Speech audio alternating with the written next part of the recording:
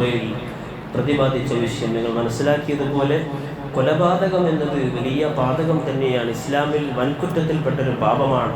എന്നാൽ ഒരു മനുഷ്യനെ കൊന്നുകഴിഞ്ഞാൽ ഇസ്ലാമിക ശരീഅത്തിന്റെ നിയമം എന്തെന്നാൽ 3 ഓപ്ഷനുകളാണുള്ളത്. കൊന്ന ആളെ മർഡർ, ആ മർഡറിന് ക്യാപിറ്റൽ പണിഷ്മെൻ്റ് ആയിട്ടുള്ളത് തിരിച്ചു കൊല്ലുക എന്നത് തന്നെയാണ്. പിന്നെയുള്ളത് നഷ്ടപരിഹാരം കൊടുത്തുകൊണ്ട് ആ കൊന്ന ആളെ കൊലയാളിയെ മോചിപ്പിക്കുക എന്നുള്ളതാണ്.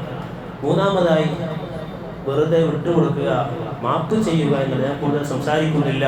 നാം ഒക്കെ ഉറ്റുനോക്കിക്കൊണ്ടിരിക്കുന്ന, കഴിഞ്ഞ ദിവസം കൊല്ലപ്പെടേണ്ടിയിരുന്ന ആ ഇന്ത്യൻ നമ്മുടെ രാജ്യത്തുള്ള ഒരു സഹോദരി എന്ന നിലയിൽ നാം ആ സഹോദരിയുടെ മോചനത്തിന് വേണ്ടി നമുക്ക് പ്രാർത്ഥിക്കാം. അല്ലാഹു രക്ഷപ്പെടുത്തി കൊടുക്കുമാറാവട്ടെ.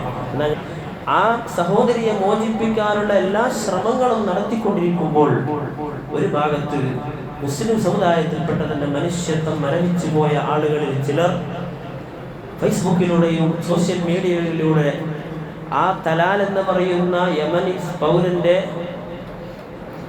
സഹോദരന്റെ വാട്സപ്പ് നമ്പർ സംഘടിപ്പിച്ചുകൊണ്ട് അദ്ദേഹത്തിന് മെസ്സേജ് അയച്ചുകൊണ്ട് നിങ്ങൾ ഒരു കാരണവശാലും നഷ്ടപരിഹാരം വാങ്ങിയിട്ട് അല്ലെങ്കിൽ വിട്ടുവീഴ്ച ചെയ്തുകൊണ്ട് ആ കൊലയാളിയെ രക്ഷപ്പെടുത്തുന്നത്, ആ നിമിഷപ്രിയ എന്ന സഹോദരിയെ നിങ്ങൾ വിട്ടേക്കരുത്. നിർബന്ധമായിട്ടും അള്ളാഹു നടപ്പിലാക്കിയ ആ ശിക്ഷ തന്നെ നടപ്പിലാക്കാൻ. ആരാണ് പറയുന്നത്? മുസ്ലിം നാമധാരികളായ ആളുകൾ. ഇസ്ലാമിന് വെറുതെയാണോ മറ്റുള്ളവർ തീവ്രവാദികൾ എന്ന് പറയുന്നത്? അല്ലാഹു സുബ്ഹാനഹു വ തആല ഈ ഉമ്മത്തിന് അഫ്വ, വിട്ടുവീഴ്ച നൽകുമാറാവട്ടെ, വിട്ടുവീഴ്ച മനോഭാവം നൽകുമാറാവട്ടെ. ഞാൻ അവസാനിപ്പിക്കുകയാണ്.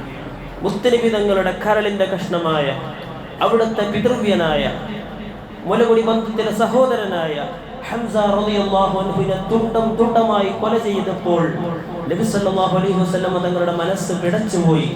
നബി പറഞ്ഞു, അള്ളാഹുവിന്റെ സിംഹമായ ഈ ഹംസക്ക് പകരം 70 ആളെങ്കിലും കൊല്ലണം. ശരിക്കും ജിബ്രീൽ അലൈഹിസ്സലാം വന്നുകൊണ്ട് പറഞ്ഞു, നബിയെ പാടില്ല, ഖുദിൽ അഫ്വ വഅമുർ ബിൽ ഉർഫി വഅരിദ് അനിൽ ജാഹിലീൻ. അവരെ അവഗണിക്കുക, അവർക്ക് നിങ്ങൾ മാപ്പ് കൊടുക്കുക എന്ന.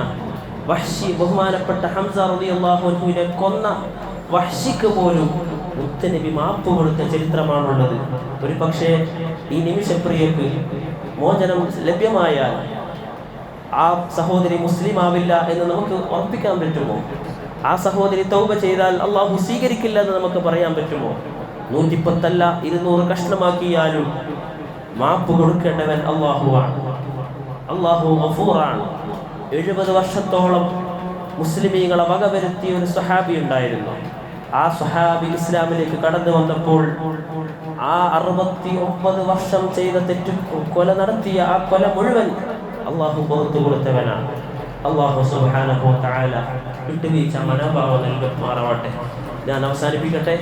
നാം നിസ്കാരത്തിലാണെങ്കിൽ പോലും നിസ്കരിച്ചു കൊണ്ടിരിക്കുമ്പോൾ ഏതെങ്കിലും ഒരാൾ ജീവന് വേണ്ടി പ്രയാസപ്പെടുന്നുണ്ടെങ്കിൽ, മനുഷ്യനാവണ്ട, ഒരു പൂച്ച, ആ പൂച്ച ജീവന് വേണ്ടി പിടക്കുന്നുണ്ടെങ്കിൽ, ഷോക്കേറ്റോ മറ്റോ പിടക്കുന്നുണ്ടെങ്കിൽ, നിസ്കാരമല്ല അവിടെ വരുന്നത്. നിസ്കാരം മുറിച്ചുകൊണ്ട് ഫർദ് നിസ്കാരമാണെങ്കിൽ പോലും ആ ജീവനെ രക്ഷപ്പെടുത്തണമെന്നാണ് വിശുദ്ധ ഇസ്ലാം പഠിപ്പിക്കുന്നത്. അല്ലാഹു സുബ്ഹാനഹു വ തആല മനസ്സിലാക്കാൻ തൗഫീഖ് നൽകുമാറാവട്ടെ. പിന്നെ നമ്മുടെ പള്ളിയൊക്കെ വളരെയധികം സഹായിക്കുന്ന ഒരു സഹോദരൻ ഗൾഫിൽ നിന്ന് ജോലി നഷ്ടപ്പെട്ട് ചെറിയൊരു പ്രയാസത്തിലാണ്. അല്ലാഹു സുബ്ഹാനഹു വ തആല